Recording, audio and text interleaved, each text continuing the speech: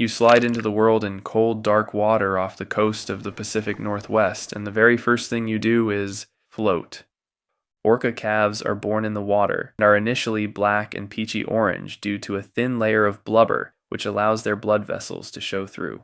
Your mother nudges you to the surface so you can take your first breath. You suck in air like someone who just woke up 5 minutes late for a final exam. You are 6 feet long, over 300 pounds, and somehow still fragile enough to die if you roll the wrong way.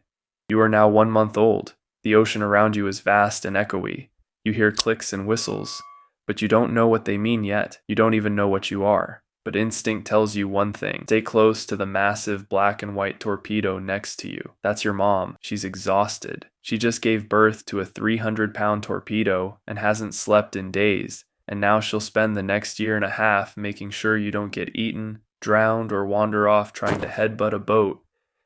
You try to nurse, but swimming and aiming your mouth at the moving milk fountain is like trying to drink from a hose on a roller coaster. You miss a lot. Your main hobbies are being in the way, screaming when you lose sight of your mom for 0.2 seconds, occasionally pooping while spinning in circles. You're basically a floating squeaky potato. With teeth, you are now 6 months old. Predators are watching.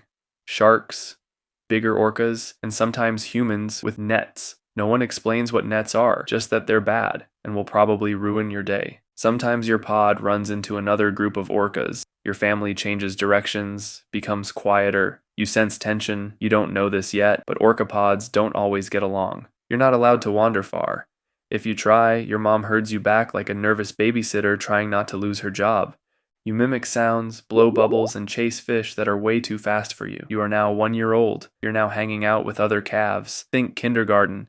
But everyone is 500 pounds, emotionally unstable, and has no concept of personal space. Games include tail slaps to the face, stealing fish from each other, practicing echolocation by screaming into rocks.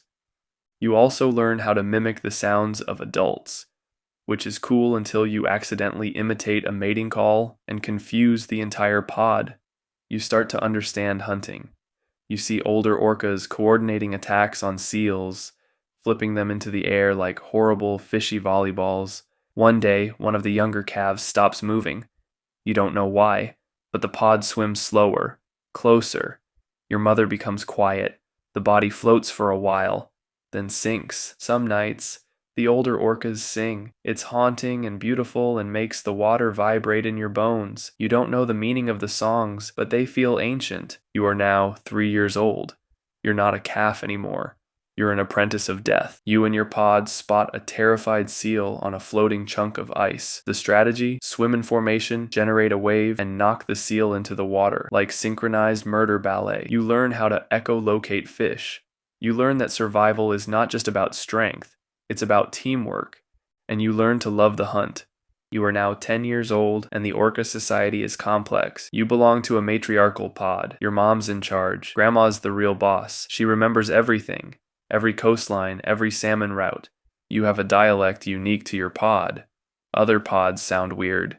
You know this because you tried calling out to one once, and they replied like you just insulted their ancestors. You are now 20 years old. The ocean got loud. Boats, sonar, oil rigs.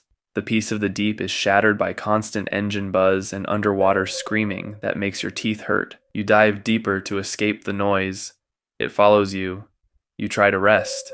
You can't. You watch your food disappear. Water's warm. Nothing smells the same. Your pod gets thinner, not in number, in shape. Everyone's hungry. You pass places where there used to be fish. Now there's just plastic. One day, your cousin surfaces near a boat and doesn't come back. The water turns red.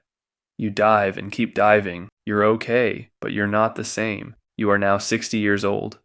Your teeth are worn. Your swim is slow. Your world is quieter. Not because it got better, but because your hearing is going. You forget things. Which coast has the salmon? Which sound means danger?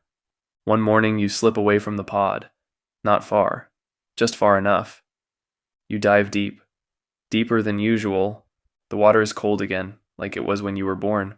There's no dramatic music. No farewell ceremony. Just bubbles and silence.